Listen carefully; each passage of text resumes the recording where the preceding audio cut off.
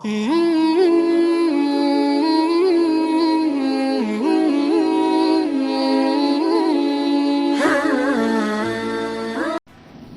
باللہ من الشیطان الرجیم بسم اللہ الرحمن الرحیم اللہم صلی علی محمد وعلی آل محمد کما صلیت علی ابراہیم وعلی آل ابراہیم انک حمید مجید اللہم بارک علی محمد وعلی آل محمد کما بارکت علی ابراہیم وعلی آل ابراہیم انک حمید مجید۔ السلام علیکم ورحمۃ اللہ وبرکاتہ۔ اسلامک ڈیلائٹ یوٹیوب چینل میں آپ سب لوگوں کو خوش آمدید۔ امید ہے کہ آپ سب حضرات جہاں کہیں بھی ہوں گے مجھے خیر و عافیت سے سن رہے ہوں گے۔ اللہ رب العزت آپ سب کو بہت بہت جزائے خیر عطا فرمائے۔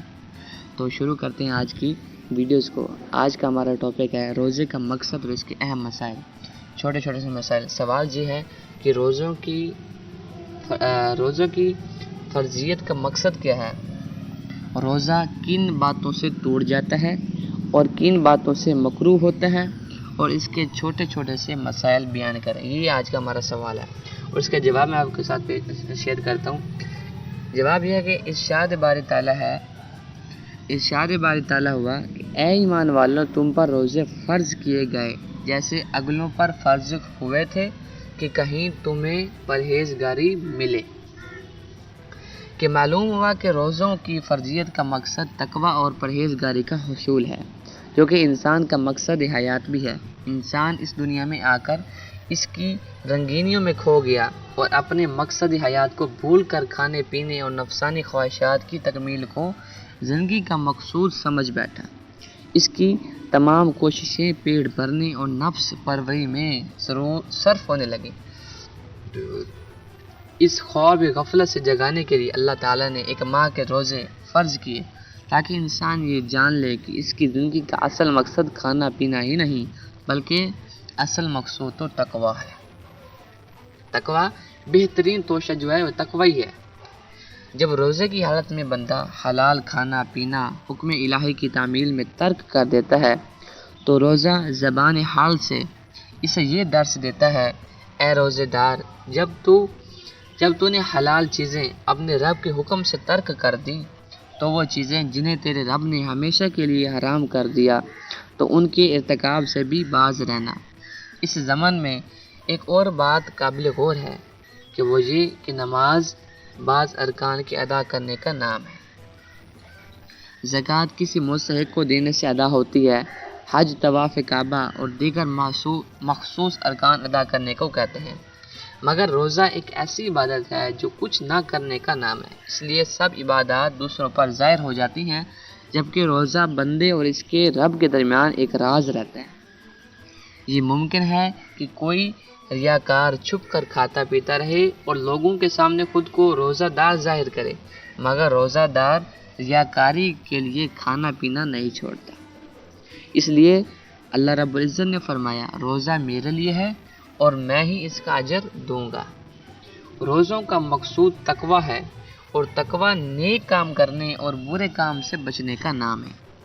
اس لیے حضور صلی اللہ علیہ وسلم نے ارشاد فرمایا کہ جس کا مفہوم ہے کہ جو روزے دار بری بات کہنا اور برے کام کرنا نہ چھوڑیں، اللہ تعالیٰ کو اس کے بھوکے پیاسے رہنے کی کچھ پرواہ نہیں۔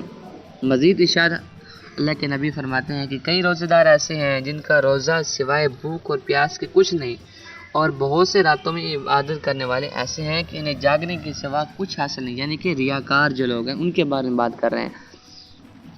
سرور کائنات صلی اللہ علیہ وسلم کا ایک اور ارشاد ہے جس کا مفہوم ہے، روزہ محض کھانے پینے سے باز رہنے کا نام نہیں بلکہ روزے کی اصل یہ ہے کہ لغو اور بیہودہ باتوں سے بچا جائے۔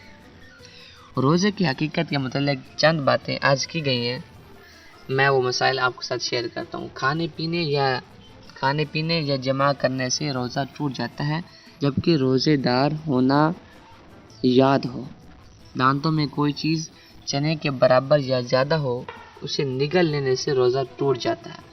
قصداً منہ بھر کے کیا کرنے سے روزہ ٹوٹ جاتا ہے، جبکہ روزے دار ہونا یاد ہو۔ آنسو یا پسینہ منہ میں چلا جائے اور اس کی نمکینی پورے منہ میں معلوم ہو تو روزہ ٹوٹ جاتا ہے۔ اگر دانتوں سے خون نکلے اور اس کا ذائقہ حلق میں محسوس ہو تو روزہ ٹوٹ جاتا ہے۔ کلی کرتے ہوئے پانی بلا ارادہ حلق سے نیچے اتر جائے یا ناک میں پانی چڑھاتے ہوئے دماغ تک پہنچ جائے تو روزہ ٹوٹ جائے گا، بشرط یہ کہ روزے دار ہونا یاد ہو۔ آنکھ یا کان میں دوائی ڈالنے سے روزہ ٹوٹ جاتا ہے۔ کان میں تیل ڈالنے سے بھی روزہ ٹوٹ جاتا ہے۔ بھول کر کھانے پینے کے دوران روزہ دار ہونا یاد آ جائے اور منہ میں موجود شے نگل جائے تو روزہ ٹوٹ جائے گا۔ اگر کھانے پینے کے دوران سحری کا وقت ختم ہو جائے تو نوالا اگل دینا چاہیے، اسے نگل لینے سے روزہ نہیں ہوگا۔ اگر کھانے پینے کے دوران سحری کا وقت ختم ہو جائے تو نوالا اگل لینا چاہیے، اسے نگل لینے سے روزہ نہیں ہوگا۔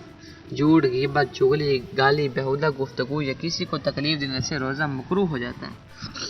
سحری کھانے میں تاخیر کرنا مستحب ہے، مگر اتنی تاخیر مکروہ ہے کہ صبح ہونے کا شک ہو جائے۔ اسی طرح افطار میں جلدی کرنا مستحب ہے، مگر احتیاط ضروری ہے۔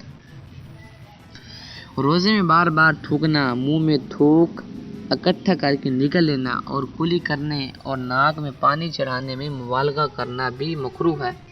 یوں ہی استنجا کرنے میں مبالغہ کرنا بھی مکروہ ہے، یعنی روزے دار کو استنجا کرنے میں نیچے کو زور نہیں دینا چاہیے۔ روزے دار کو بلا کسی عذر کسی چیز کا چکھنا مکروہ ہے۔ عذر یہ ہے کہ شوہر یا آقا بد مزاج ہو اور نمک وغیرہ کی کمی بیشی پر ناراض ہوتا ہو۔ چکھنے کا مفہوم یہ ہے کہ زبان پر رکھ کر ذائقہ محسوس کرے اور اسے تھوک دے، اس میں سے حلق میں کچھ نہ جانے پائے، ورنہ روزہ ٹوٹ جائے گا۔ بھول کر کھانے پینے یا جمع کرنے سے بے اختیار کیا جانے سے، خواہ تھوڑی ہو یا زیادہ، کان میں پانی چلے جانے سے یا احتلام ہونے سے روزہ نہیں ٹوٹتا۔ اسی طرح مکھی، دھواں یا گرد حلق میں چلے جائے تو بھی روزہ نہیں ٹوٹتا۔ روزے میں تیل یا سرما لگانے سے روزہ نہیں ٹوٹتا، اگرچہ تیل یا سرمے کا مزہ حلق میں محسوس ہوتا ہو۔ اگر ایسے کسی صورت میں یہ سمجھ کر کہ روزہ ٹوٹ گیا، اس بنا پر قصداً کھایا پیا، تو اس روزے کی قضا لازم ہے، کفارہ نہیں۔ روزے کے لیے عورت کے حیض و نفاس سے پاک ہونا شرط ہے۔ اگر حاملہ یا دودھ پلانے والی عورت کو اپنی یا بچے کی جان کا صحیح اندیشہ ہو تو اسے اجازت ہے کہ اس وقت روزے نہ رکھے، خواہ دودھ پلانے والے بچے کی ماں ہو یا دائی، وہ بعد میں روزے رکھ لے۔ عورت حیض سے پورے 10 دن رات میں فارغ ہوئی تو بہرحال اگلے دن کا روزہ رکھے، اور 10 سے کم دنوں میں پاک ہوئی ہو تو اگر صبح ہونے میں اتنا وقت ہے کہ نہا کر معمولی سا وقت بچے گا تو روزہ رکھے، اگرچہ غسل نہ کیا ہو، اور اگر نہا کر فارغ ہونے کے وقت صبح ہو گئی تو روزہ نہیں۔ حیض و نفاس والی عورت پاک ہو گئی تو اسے باقی دن روزے کی مثل گزارنا واجب ہے، اور اس دن کی قضا فرض ہے۔ حیض و نفاس والی عورت کو اختیار ہے کہ چھپ کر کھائے یا ظاہراً، لیکن چھپ کر کھانا بہتر ہے۔ اگر جان بوجھ کر روزہ توڑ دیا تو اس کا کفارہ لازم ہے۔ کفارہ یہ ہے کہ لگاتار 60 روزے رکھے جائیں۔ اگر کسی دن ناغہ ہو جائے تو پھر سے 60 کی گنتی پوری کرنی ہوگی۔ البتہ عورت کو اگر حیض آ جائے تو اس کی وجہ سے رہ جانے والے دن ناغہ شمار نہیں ہوں گے، یعنی حیض سے پہلے اور بعد والے دن مل کر 60 کی گنتی پورے ہونے پر کفارہ ادا ہو جائے گا۔ اور اگر روزے رکھنے پر قدرت نہ ہوئی، یعنی کوئی بیمار ہے یا اور اچھے ہونے کی کوئی امید نہیں یا زیادہ بڑھاپے کے باعث روزے رکھنا ممکن نہیں، تو 60 مساکین کو پیٹ بھر کر دونوں وقت کھانا کھلانے سے کفارہ ادا ہوگا، یا پھر ہر مسکین کو صدقہ فطر کے برابر رقم دی جائے گی۔ یہ تھے ہمارے آج کا ٹاپک، رمضان المبارک کے جو روزے کا مقصد اور اس کے چھوٹے چھوٹے سے جو اہم مسائل تھے۔